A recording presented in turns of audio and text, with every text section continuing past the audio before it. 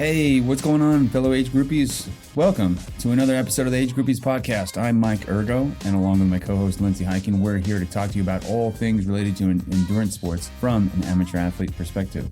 We talk about how to have fun along the way and stop taking ourselves so seriously all the time, guys.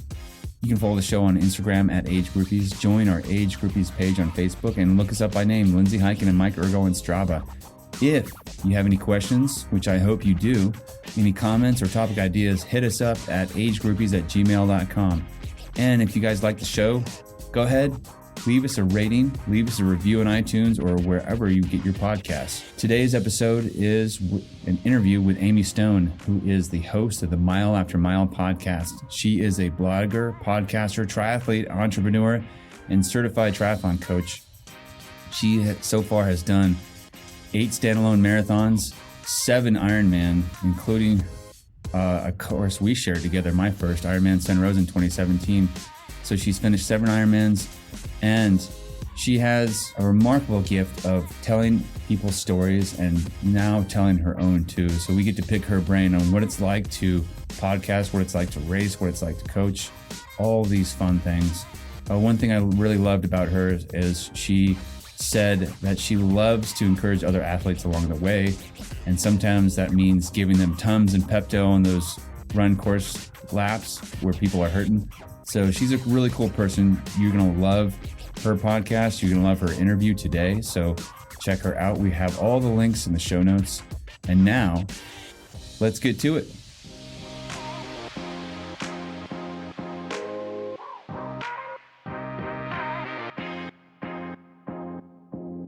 Amy Stone, I'm excited to have you on the Age Groupies podcast this week. I've been enjoying listening and reading to all the things you've put out. So welcome to Age Groupies.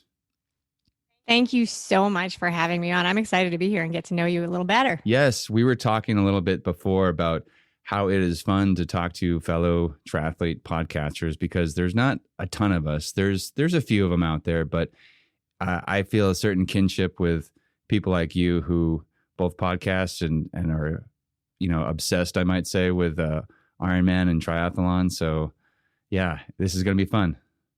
Yay. So you've been in the sport for quite a while. I think at least you came to triathlon in around 2012. Is that right? That's about right. Okay. Yeah, that's about right. I had tried it a few years earlier and failed, but I do think I wasn't tracking it meticulously then, but going back and checking, I believe that 2011 is the first time I made it through a short race. Yeah. And so before that, you come from a marathon and a distance runner background, right?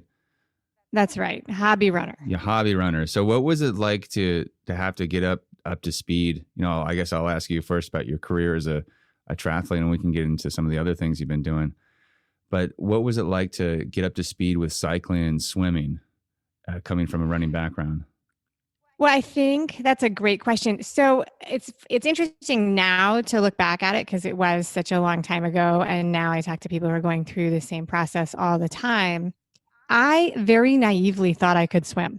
And, as a person, I could, flounder around in the water successfully, which is completely different than swimming a triathlon race. Yes. So I went through that evolution as we all do. My first triathlon attempt was a DNF, and all I did was the swim. I got a flat tire before the start of the race, which was a terrific relief for me, actually. And I thought, okay, now all I have to do is a swim, which I thought I was ready for. And I just floundered around for 400 yards, hardest thing I've ever done in my life, and came out of that with a conviction that I needed to put some more effort into that. Yeah. And so that was definitely a learning curve that went on for a very long time. And cycling, I've approached cycling. It was definitely the newest of the sports. So while I thought I knew how to swim and I learned that I was wrong, I knew that I had no experience as a cyclist. And so after I got a flat tire on my first trial, I fixed this in a way that triathletes will identify with. I went straight to the bike store and I bought a new bike. Like whole new bike to fix a flat tire. Yeah, exactly. Well, and your flat tire is like, I remember listening to you talk about this, is the stem broke off on so you couldn't even fill it up. It was just done. Just done. But I mean, that was a hybrid bike that I had taken the infant seat off of the back of for my kids. Yes. And, I mean, it was completely, it was just a bike. It was just a kick around bike. And so, yeah, we ripped the stem off that. I didn't have a flat kit. I mean, I knew in theory you could change a flat tire, but I don't think I knew anybody other than a bike mechanic who knew how to do it. I didn't know there was a mechanic in transition. I didn't realize any of those things. And so then I went to the bike store. I selected my new bike almost entirely based on the color. I matched my helmet and my new bike shoes to the color of the bike. And that was the start of me learning how to cycle. Yeah. So was it more helpful knowing that you didn't know about cycling to get up to speed or to get more proficient? Or was it better to know or like believe you knew more than you did about swimming and start that way? Oh, well, that's a good question. I mean, I think it's always helpful to know that you don't know because then you proceed by asking questions. How do Yes. I do this? And with swimming, I was very, quickly corrected that I didn't actually know anything and had to start and ask questions. Luckily, I am a pretty humble person and I'm very easygoing to walk in and say, dude, I do not know how to do this, but please show me. I'd like to try. Yeah, and that's a great combination because I don't see that too often I think in the sport here, and I'll explain what I mean by that. The people who are driven to triathlon and especially the longer distances tend to be our type A, very go-getter people, and they're not always the most coachable. So you have that combination of being coachable and being driven. Is that accurate? Probably. I don't know that I have a ton of competitive drive. Like it's very internal, but I am not Mm-hmm. at the top of the podium. So I push myself, but I don't have a killer instinct to go chase down, Yeah. the person in front of me. And I have at other times in my life. I just know, like, so especially because I've gone for the longer distances in triathlon, for me, it has always been about chasing a personal completion goal Yes. internally. So, but I also find that within triathlon, the people who are taking on these long races, and part of this is probably because the age group is so much older than beginning sports, Yes. very used to already understanding things in other parts of our life. Mm-hmm. And so that does lend it to, it's like, all right, I just want to know how to do this. I just want to be able to finish this. And it's hard. Like, so I always tell people, I say it's hilarious to work with kids after you've worked with adults teaching them something, because kids just sit there waiting for you to tell them what to do. They're like, all right, jump in the water, and they all jump in the water. When you work with adults, like, why? How long are we going to do this? What's the purpose? What's my Yes. goal? What's my motivation? What is it? What's in this for me, Amy? Yeah, that's got to be such a different dynamic. And how did you go from excuse me, let me back up here. How did you go from being a runner to getting into triathlon? I remember hearing a story about you over breakfast, talking with fellow runners about wanting to get into the sport. But what really made you Yeah. flip that switch and actually sign up? So the summers in Miami are incredibly hot I can imagine. and humid.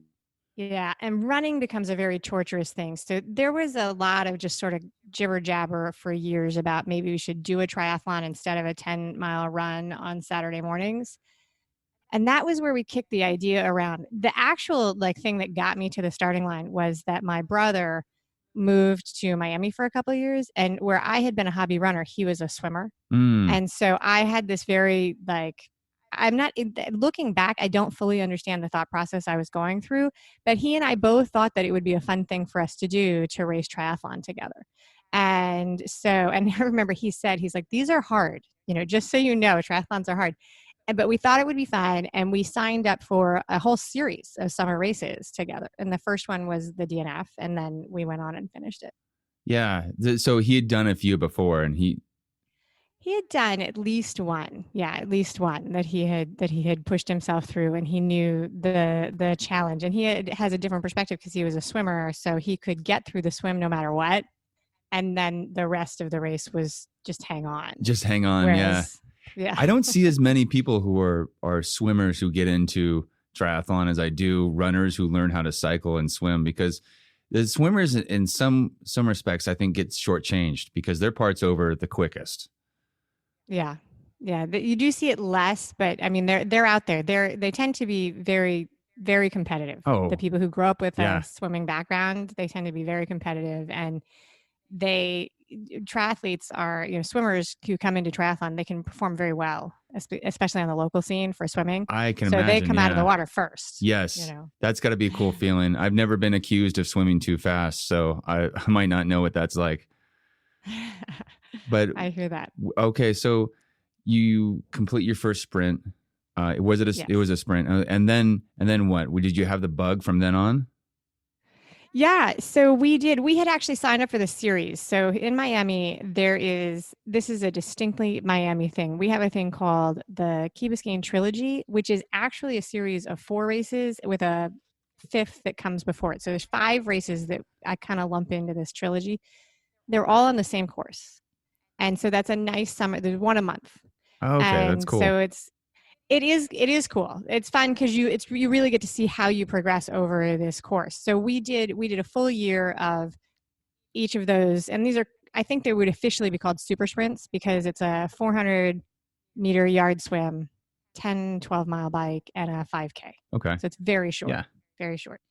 And spectacularly beautiful. We get to swim. The start is at the sunrise out on Key Biscayne. So white sandy beach, beautiful way to start your day. And we did these, and then we did progress into just very newbie, do all the races all the time, all year long. And so any race that was within, any triathlon that was within 25 miles, we were signing up for. Oh, that's very cool. And is you Yeah. and your brother? Me and my brother and his wife. Yeah. Had you recruited any of your running friends by that time? Or because they, from what I remember hearing, like you guys, or maybe it was your first time doing an Ironman, but Yeah. you had all decided you were going to do it, and you found out you were the only one to sign up. That's my Ironman story. Yeah, Okay. that's my Ironman story. So there were some people who did progress from my running group into the triathlon group, but I don't think that I can take credit for recruiting any of them. Yeah. And I made some new triathlon friends there was overlap for sure, but it was later when I signed up first. So after a first 1 year of sprints, we decided we wanted to go longer and step up to International Olympic because that's the thing to do. And my brother had said the magic words, "Hey, someday we should do an Ironman," which I had rejected at that point. I had just said, Yeah. "No, that's never happening." Beyond your comprehension, right? Beyond, completely beyond. I remember sitting on the couch talking to him and saying, "Listen, no, I cannot even imagine it because it's so long compared to anything Yeah. that you do at the beginning."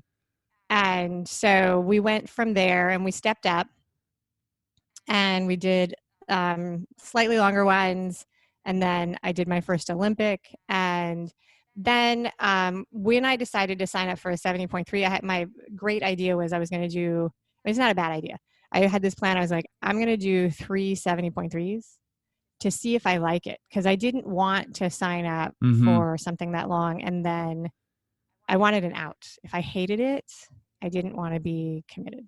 Yes. And then I hired a coach. That's when I hired a coach. Yeah, because when you step up to that 70.3 level, then the nutrition becomes a huge factor, and the periodized training. It's a lot harder to just roll into a 70.3 and finish it. I mean, there are those genetic freaks, I think, that can do that, but for the most of us, the normal people out here, we can't just show up and launch into a 70.3. What were some of the things you learned quickly, or you learned over time by hiring a coach and working with them? How is that different, and what were the things you learned that maybe you didn't expect? That's a great question. So when I stepped in, I could not visualize how it all came together. So, for an Olympic or a sprint, I could kind of put all 3 of these workouts into my week by myself and just sort of piecemeal it together and figure out how I was going to train for that distance. But my Olympic race, my first Olympic race, had been much harder than I thought I was. I went into that race thinking I was more ready than I turned out to be, which is one of the reasons I realized I needed a coach. So one of the things I learned from my coach was how that week lays out. Which is really Yes. what's the difference between single sport and multi-sport training. I learned over time, not immediately, But over time, I learned how the fitness between the sports relates. So I spent the first 4 months of my training saying, how are you going to ask me to run this if I'm doing all this biking? He was like, relax, relax. It's going to be fine. Yeah. I learned a lot about nutrition, a lot about nutrition. And he was a very strong cyclist.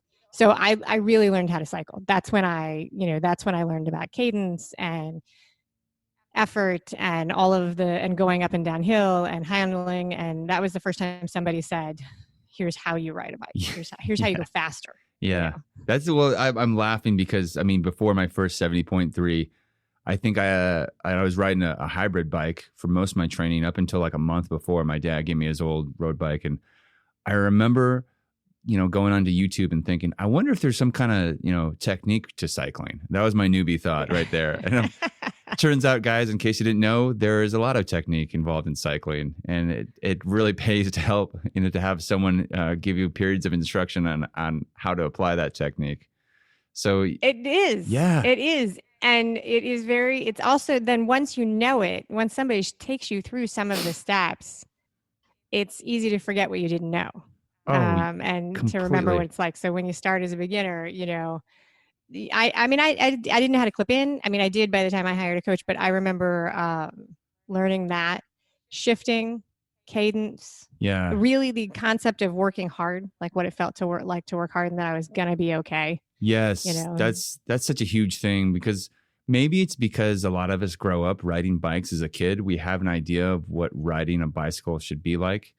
And that's more leisurely than what you're going to be doing in a race. And for me, it's been cadence. I've had to learn to increase my cadence, where before, I think my rookie or beginning maybe mistakes were having a cadence that was too low and exerting too much effort and muscle into it. So by the time I got to the run, I was probably a little gassed, where I could have had a higher cadence. Things I wouldn't have known unless I had a coach. Right. And also for me, the concept of speed, because I had been a social bike rider, I had never even tracked my speed. So the first time I got onto a road bike, I was zooming at 14 miles an hour. Zooming. Yes, exactly. And just the introduction to other people that were going much faster than that, and that it was possible and that it was fun. What do you think you enjoy about the longer distances versus the shorter distances? Are you drawn to those more than the sprints, or are you just kind of like you enjoy all? So I do enjoy all of them. I love to race, which is something that has been highlighted this summer because we don't have any races. Mm-hmm. And we do have races. I shouldn't say that. There are races, but I love the race experience. Yes. And connecting with that and honoring that this summer has been tough because they're not happening. So the individual challenge of the long races, I very much enjoy for the harder accomplishment, like pushing myself for a very long time. And the shorter races recently, I struggle with, because it's a different kind of challenge, pushing myself to that level of redlining for a short amount of time. So if I get myself into the right mindset where I'm like, all right, I want to try and go faster for this amount of time, then I really enjoy it.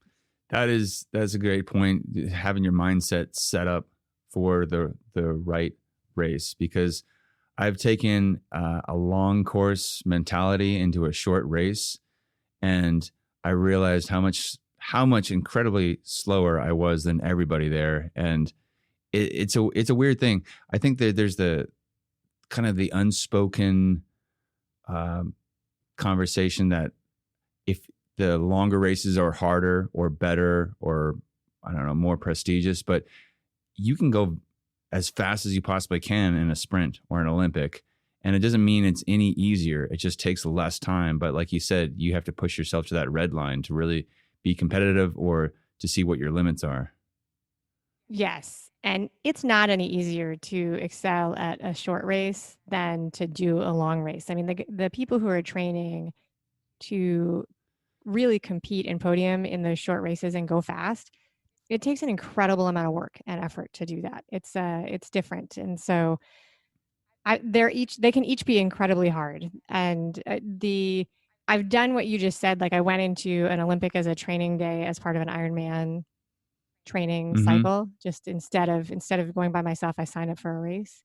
And on the run, it was hilarious because people would pass me and I'd say, "Oh, let me see if I can go a little faster." And it was like every few minutes, it was like this memory. It was like, "Oh my gosh, I can actually run a little bit faster." And then somebody else would pass me and I was like, "All right, well, let's see if I can go a little faster again." It was like this Yes. remembering of what it felt like, "Oh, my feet will actually go a lot faster." It is a different race. I like they're both really, really good. There's a different mindset that is the long races. That's a lot of time. We the other day we did a very short social bike ride, and at the end of it I thought, oh my gosh, I'm so happy I'm not doing a 100-mile bike ride today because it was Yeah. so hot. It's Yeah. just, it's a different setup. It completely. Do you have a favorite distance for racing triathlon? um I love all the pomp and circumstance that goes with a full Ironman, but Oh, there's a huge yes. investment in time.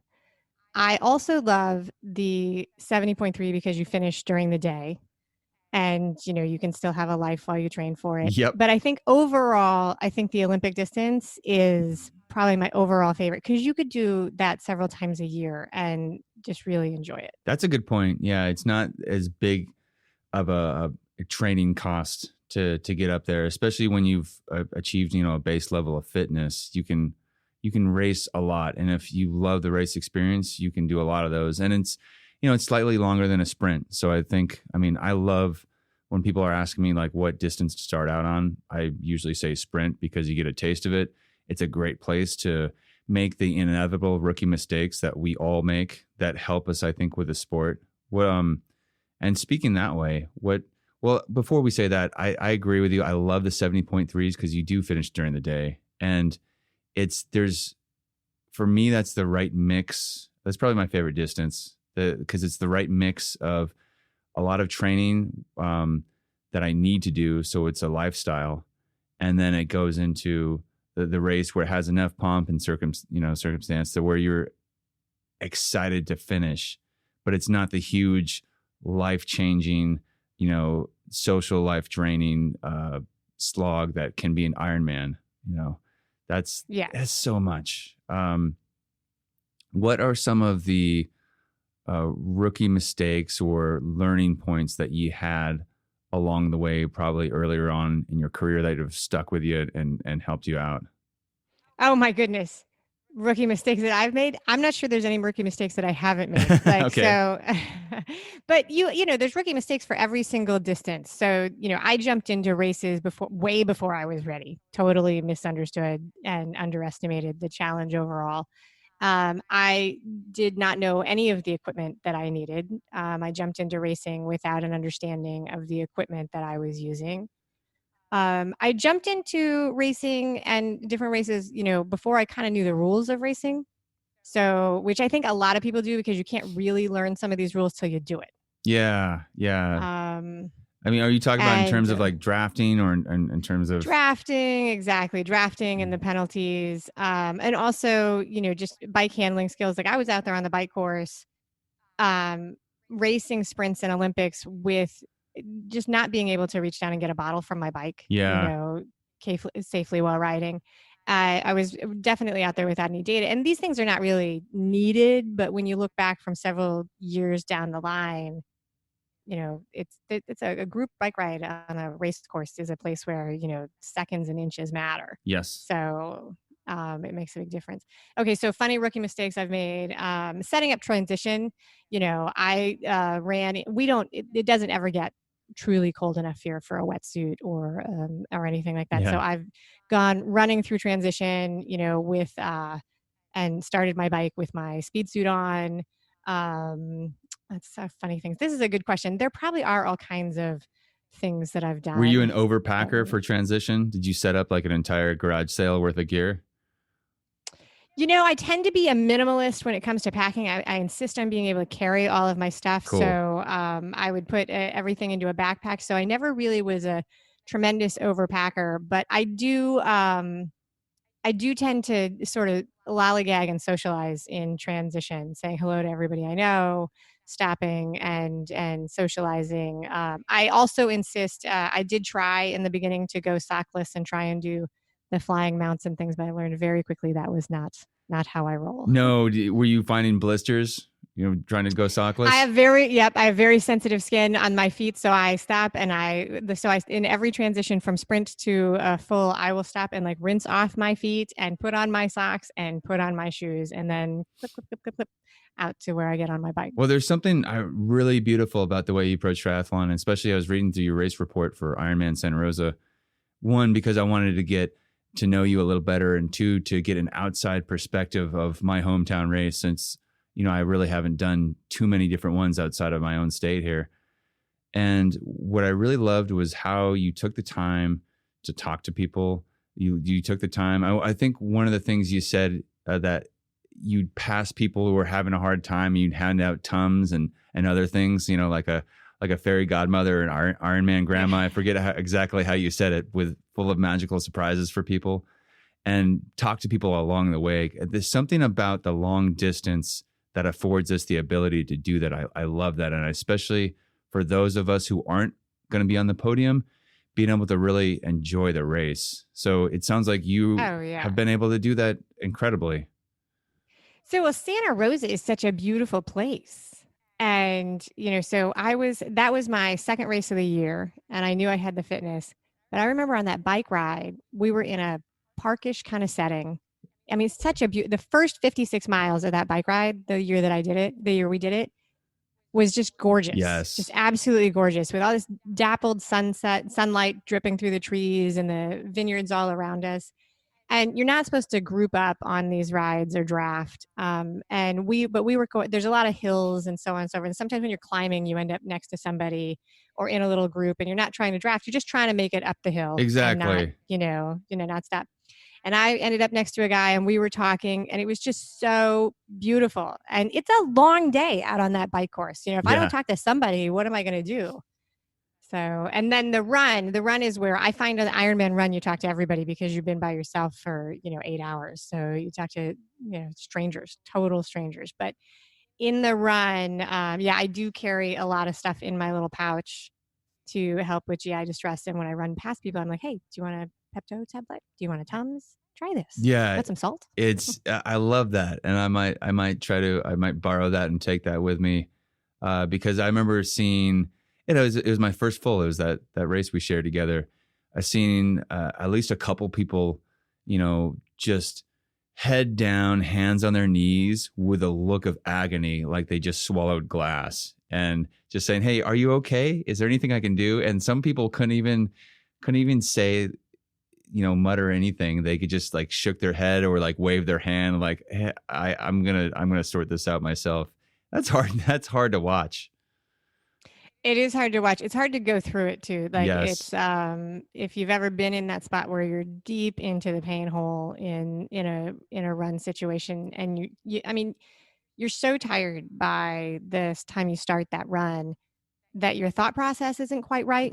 Exactly. And so sometimes you need somebody to say to you, hey, listen, are you okay? And kind of bring your focus back together. Like, what are you doing? You remember you're on this run course. This is what we're doing here. We're running this race. Yes, because it's hard to be aware of what you're not aware of, which is a truism that is, once you've done some of these longer courses, it makes a lot more sense. What's been your... one time I was running in Haines City 70.3, which is, it's really, really hot Central Florida, spring race, but very, very hot. And I was jogging along on the run course, and the guy in front of me, so he was probably a half mile ahead of me, and he stopped and he like slowed down, and then he walked, and then he sat, and then by the time I got to him, he was lying down in the middle of the street. Oh my God. God. Run, in the middle that's of the serious. Day. So, and I was like, hey, are you okay? He's like, yeah, I'm fine. I'm totally fine. I was like, no, you are totally not fine. Like, it is not a fine thing to do. Like, this is not the symptom of fine. Fine might be sitting on the corner, on the curb, laying in the grass, finding some shade. Then when you sit down and lay down flat in the middle of the street, that's my code for you need some help. And I was waving the medic down to come and help him out. And he was really resistant to this, which I understand. He's like, nah, I'm fine. I'm totally fine. I was like, I get it that you think you're fine, but this is not an example of what we do when we're fine. When we're fine, we're moving forward. We're running. We're finishing the race. When we lie down in the middle of the street, not fine. Not fine at all. And it takes someone with a little more who's a little more mentally put together in that moment to be able to see that when we're not. Yeah. So 2017 Ironman San Rosa, we had medical doctor Trisha Delamora stopped and gave someone, brought him back to life who was having a heart attack. I mean, how incredible was that? I think that's one of the stories that I love the most about our sport, is hearing about people like Trisha and about people like you and people who stop and help our fellow athletes, because there's something that we all put together on race day. We all create this energy that can only be accomplished if we're all there and to make it happen from start to the finish line. Well, Trisha's accomplishment is much more impressive than mine. I appreciate being in the same sentence with hers, but she is such a genuine person. Do you know her? Yes. Are you guys? Yeah, I got to meet her. So, okay. Yeah. She's that neat. story is, she stopped, she did her thing, and then she just went on and finished her race. She didn't have any idea how that guy worked out to be. And that's just who she is. She would have done that and I hear a version of that story in different races with different people. She is a doctor. People who are doctors, EMTs, things like that, when they run in, which I am not, I'm just me, right? I will do my part. That is just the way they see the world, which is like, oh, I'm here to help you. I'll do my thing, and then I'll go off and do my accomplishments, my own personal thing. She's a tremendous, that was my favorite story of that year. Yes, me too. That was great. To see somebody, because I was joking with her, I said, to do one of those in a calendar year or in a lifetime is an accomplishment, but to do both on the same day, that's next level. Yes, 100%. And she just takes it in stride. Yeah, she says that, anyone would have done it, and no big deal, right, no big deal. I just saved somebody's life, went on and finished my Ironman. Yeah, exactly. Yeah, that's superhero status. Well, I wanted to ask you, but you've done races in a few different continents. What's been your favorite? Well, let's start with what's been your favorite Ironman course, or some of your favorite stories from being out around the world? So I think that your favorite Ironman course is always going to be your first Ironman. Mm-hmm. You had a in a lot one. Of ways, right? Like it's in its own category. And I didn't know if I was going to do more than one, so I decided to do a hard one for my first race. So I did Ironman France. That's not the 100% the right story about it, but so Ironman France was my first race, which is also still the most beautiful bike ride I've ever done. I bet. And you went from right in Florida where there are no hills to France where there's lots of hills. Oh my gosh. And you can train indoors to go uphill. So I was able to go up the hills, but you cannot train indoors to go downhill. And so I was completely unprepared to go down that mountain. So yes. That's a good point, because you really have to learn the balance of your bike and where you have your body positioned to be able to turn correctly going. And that was the thing that's, I don't mean to totally always bring it back to Santa Rosa, but that's my biggest descent, all at once, maybe besides Kona. That's you gotta know how to turn your bike, or else you're gonna end up crashing or riding your brakes the entire way. Well, that's a crazy descent too in Santa Rosa, because you start with that. You pull out of transition and go straight down that hill, and you're wet, and it's awesome if you're ready for it and you know how to descend. But if you don't, you got to be ready for it. Oh yeah. And it was great when we did it in July, because the temperature is just right for that. When you do that in May, or you do that any other time of the year, it could be a little chilly, just a little bit. So, yeah, I've heard that this year they're going to try to do it, I guess, in October. I'm signed up for it. So we'll see how that goes. Yeah, I just hope it goes off. I just hope you get to have a race. Oh yeah, exactly. So you've done France. You've done Santa Rosa. You've done, is it Boulder? Is that one of the ones you've done? I've done Boulder. I've done Lake Placid. Yeah. Chattanooga and Florida. Okay. And have you done any other international races or any halves? That's the only international triathlon I've done. I've done a couple of international marathons and half marathons, but that's the only international triathlon I've done. And this year I was hoping to do Ironman Cozumel, but I'm going to defer that to next year. Yeah, I think who knows? I can't predict the future, but I think everybody's going to end up having to defer to the next year. But yeah. So, I started this pandemic thinking I would use it to be in like great shape and stuff like that. And that has not panned out to be how I've actually done it. So yeah, some of it, my decision is just based on my personal, training right now. That's a lot of pressure. I think there's a lot of us who thought we could use this time to really get fit, maybe not taking in everything that goes into a pandemic, our mental health, how we take care of our family, the other considerations we have, because all things being equal, if it was just time off to train, that'd be great. But there's a lot of other considerations, and, most of us who don't have beach access, so, we haven't been able to swim for quite a while. I guess this is a good segue of how have you handled the shelter in place and the pandemic so far? Well, I think I've done a great job. Thanks for asking. Yeah.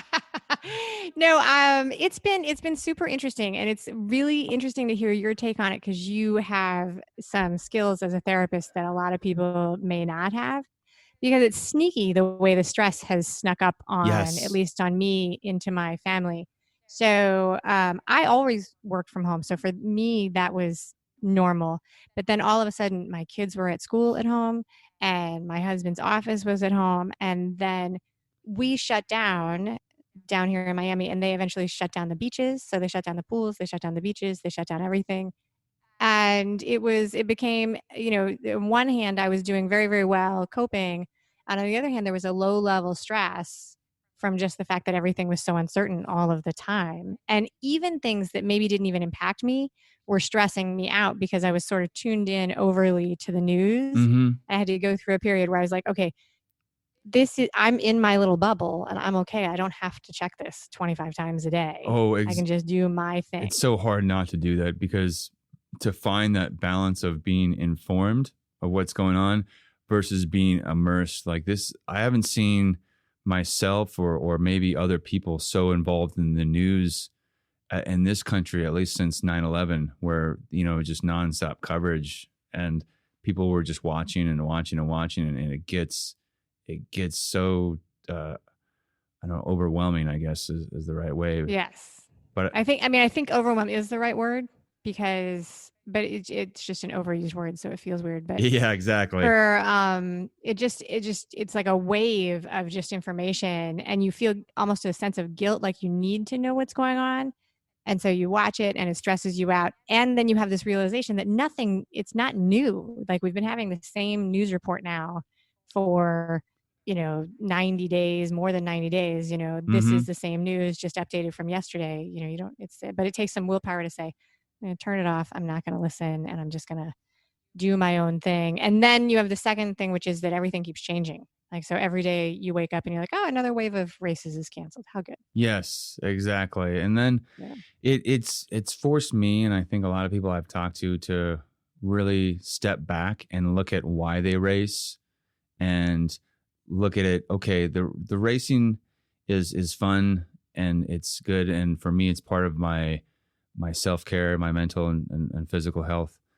But I do it for other reasons, to be a better person. And sometimes it's easy to get that tunnel vision and say, okay, because we're so focused on a race, especially if we have some audacious goals, or if we have a longer course that we're doing, or something really difficult, to forget that there's other things going on besides racing. Has that been hard for you or some of your athletes that you work with?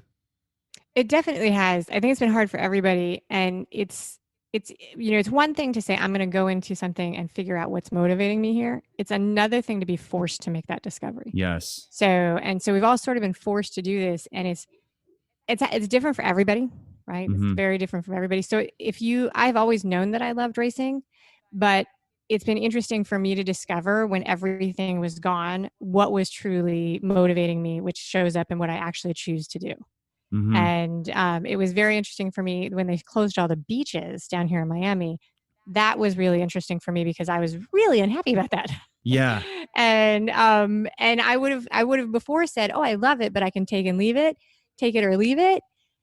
And it turned out I was like, no, this is an important part of my self-care, getting myself up, getting myself out there, seeing the people who are in part of my social circle who are also making that similar investment into their health and being outside. All of that is important to my day-to-day life.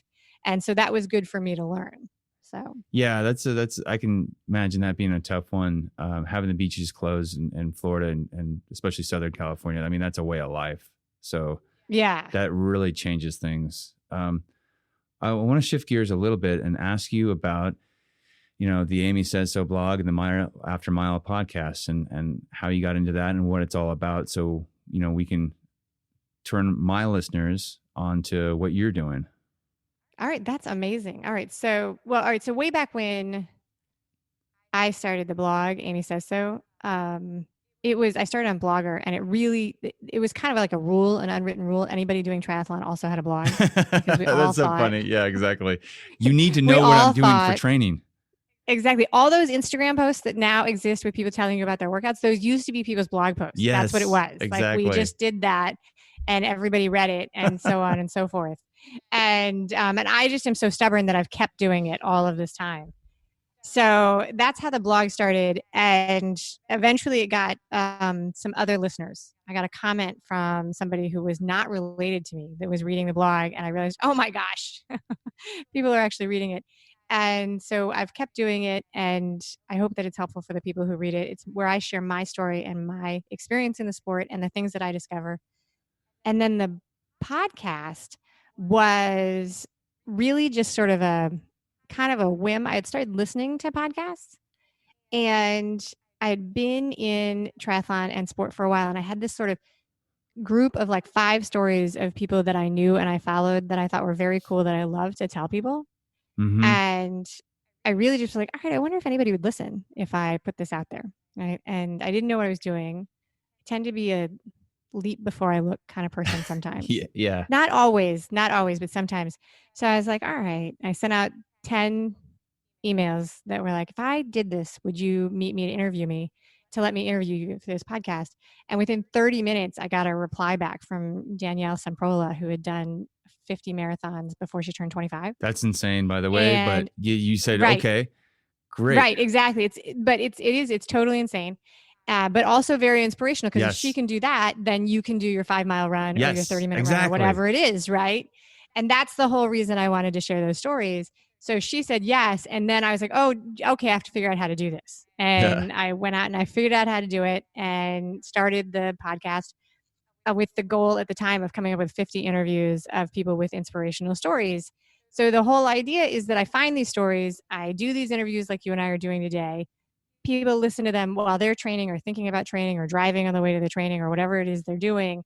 And it helps you reframe whatever goal you have in your mind, whether that's start running, run a 5K, run your first marathon, do an Ironman, whatever you have in your mind that you think is so far out there that you might not be able to do it, that listening to what somebody else is doing and what they've already accomplished helps you understand that probably is possible. You just need to take the next step, whatever that is in front of you. I love that. And I love the fact that you help people conceptualize what they think was impossible by hearing how people went from where they were to accomplishing these big things. Like, I was just listening to your interview with Jackie Faye about how she did 6 Ironmans in 6 continents in a calendar year, being the first woman to do that. And that was, I mean, so inspiring. While she's working in Afghanistan, by the way, just in case that wasn't hard enough.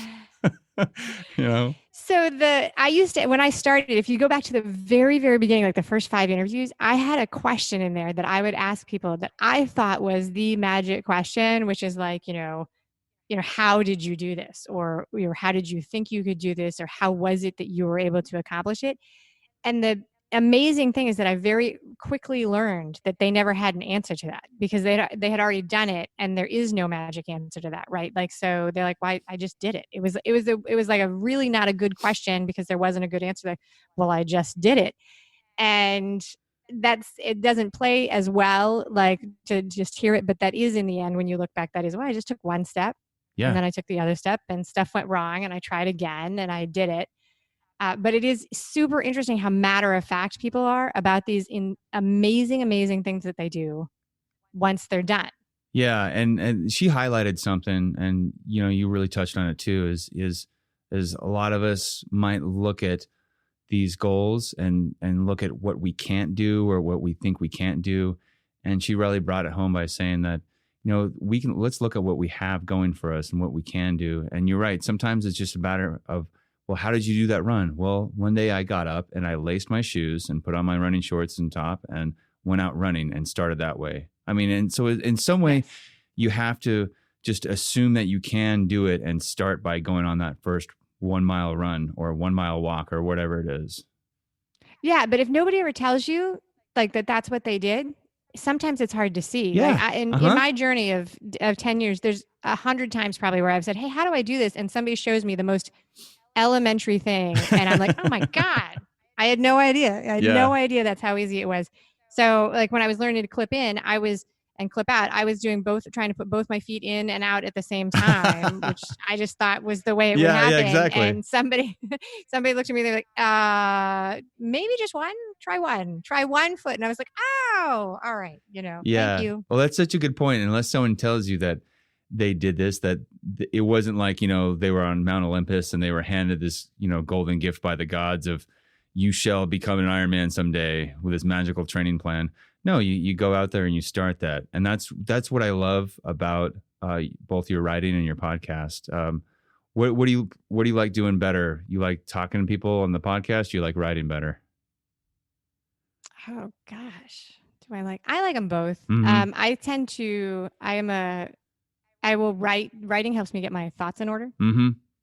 So that's good. But I love to have conversation. I love to learn from other people and I love to tell stories. Yes. Yeah. So I do love that. So I definitely do. So how many Ironman have you done now? I have done 4 and I have my sights on my 5th, which will be in February next year. So yeah, it's, I have February. Where's that? That is the Kona was rescheduled from October to February. So hopefully it goes off. But now I have a little more time to hopefully get back in the pool because I'm still waiting on doing my first swim since I think beginning of March, February. Really? Yeah. I've been back to swimming for about 2 weeks. Oh, cool. So it comes back. It comes back because it's not like you've been sitting around doing nothing. Yeah. It comes back. But my rhythm was totally off. So the first swim I did, the tail end of the swim, like the first real swim where I got some yards, because the first swim I did was like 3 minutes. But then one of the first swim I did where I did some real yards, at the tail end of the swim, it was like all of a sudden my hips began to rotate. And I was like, oh yeah, there it is. Yeah. Yeah. I'm looking forward to that because at first, my gym, they just opened up and they're like, all right, you'll be able to use the pool for 45 minutes at a time. And I was like, 45 minutes, that's it. And then I started thinking, I wonder if I'll last 45 minutes my first swim back and what that'll be like. So it'll be okay. And I mean, do you have to make an appointment? Yes, you have to make an appointment. So what's super interesting about that is that the first week that we were making appointments here, which I haven't been doing because I'm not swimming in a gym or an aquatic center. The first week, everybody I knew that was setting the appointments was really put out and frustrated by the process. And now they love it. They love having a lane reserved for them at that time. It's like they don't have to worry. Makes a lot of sense. They just absolutely. So the short period, the 45 minutes is gets short real quick because I think that in there is some setup and get out of the water time probably. Yeah. So people are trying to double up, but the basic concept of being able to reserve your lane, I think, has a lot of fans. I like that a lot. Yeah, I think the one thing I'll miss is not having my master's swim team there to work out with, because that used to be the one thing that I did in triathlon that was with other people. Yeah, the camaraderie, the forced isolation right now is wearing on me. And even though I have some contact with other people like this, and I will go and swim at the same time as people in the ocean, it is interesting that the socialization of those group workouts and having other people to push you and that interaction, that's definitely something that I think a lot of people miss. Couple questions I have for you, and I know I'm leaping all over the place how my mind works. No, go for it. Is what do you think that those of us who have been in this sport for a couple of years or more can do to be more welcoming or be better for the newer people coming in? And what do you think the hardest thing is for newer triathletes to, what steps do they need to take? Or what do you think the barriers are for them to get into the sport? So I'll start with the second question because I have a kind of a new answer to that I've been thinking about with everything.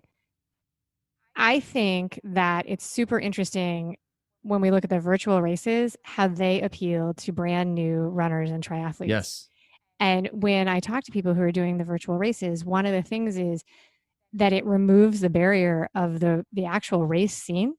Yeah. And showing up for the race and other people knowing that they're racing and all of that. And I never ever would have thought of that until we did all of these virtual races.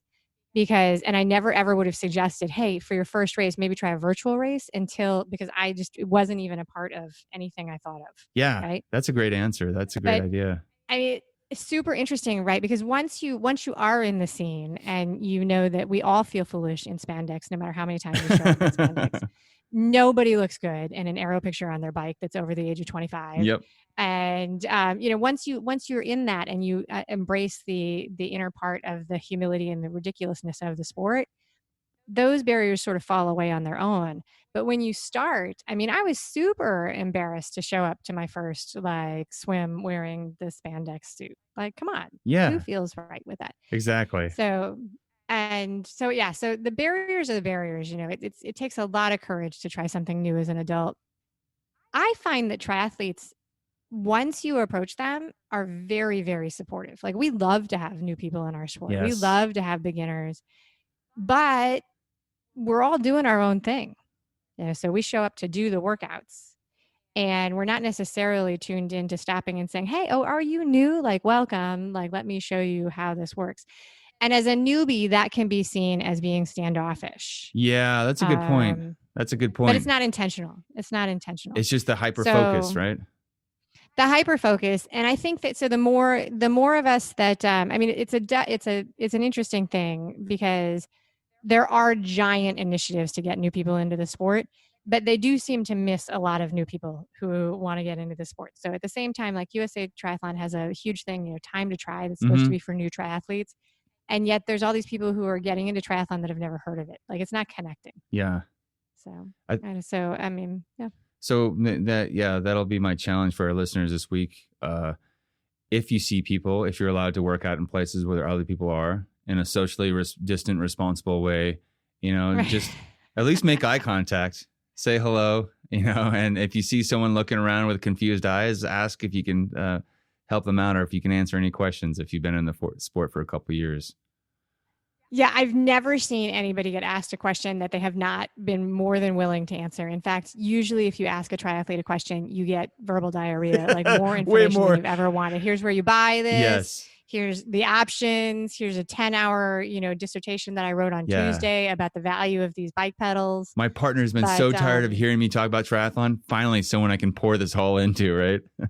No, that's absolutely true. That's absolutely true. But yeah, if there are, if you're in a community, if you're an experienced triathlete that's got a lot of experience that wants to give back, the real answer is that, look around your community and see if there is a triathlon club that exists totally for the community, that's not set up for elite level racers. Yes. And if it's not there, if there are not truly beginner discount, get started, free, no pressure events, then you can think about whether or not you want to set those up and create them. So triathlon is an expensive sport. There's a lot of people who build businesses around triathlon, but the more of the, hey, show up and just give this a try for free with some friends with no pressure, and we'll show you how to do it, the more of that grows up and exists, the more the sport will grow.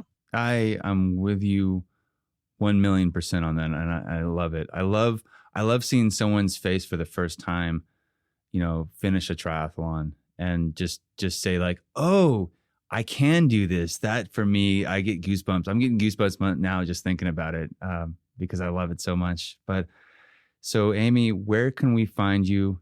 Where can we get in touch with what you're doing and plug in? All right. So I write a blog called the Amy Says So blog, and you can find that at amysaysso.com. That's where I tell my stories, like what clothes I'm wearing, what races I'm doing, what workouts I'm doing, and my stories. Everything that I've ever done since I started writing is there from the beginning of time. You can see the story of my first Ironman, my first DNF in Ironman. All of that stuff is there. And then I host the Mile After Mile podcast, which is at mileaftermilepodcast.com or on iTunes, Stitcher, Spotify, any place you listen to podcasts, you should be able to find it. Yes. And that's where I interview people to they share with me their inspiring stories, and I share them with you. And then I am on social media. I have created a bunch of channels that I have trouble keeping updated to support all of these things. So there's an Amy Says So Facebook page, and there's a Mile After Mile podcast Facebook page. And I have an Amy Says So Instagram, which is theamysaysso.com. And we will... Or at the Amy Says So. Yes, and we'll link to all these. So everyone who's listening right now, go ahead, click on the show notes, their details or whatever, and you will find all those links right there. Amy, thank you so much for being a part of this. I really appreciate you taking the time. And any last words of wisdom you'd like to leave for our listeners?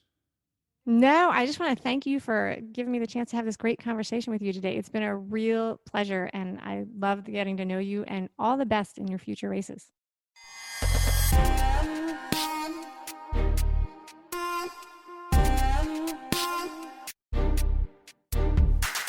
Alrighty, that concludes today's episode of the Age Groupies podcast with me, Lindsay Hyken, and my co-host, Mike Ergo.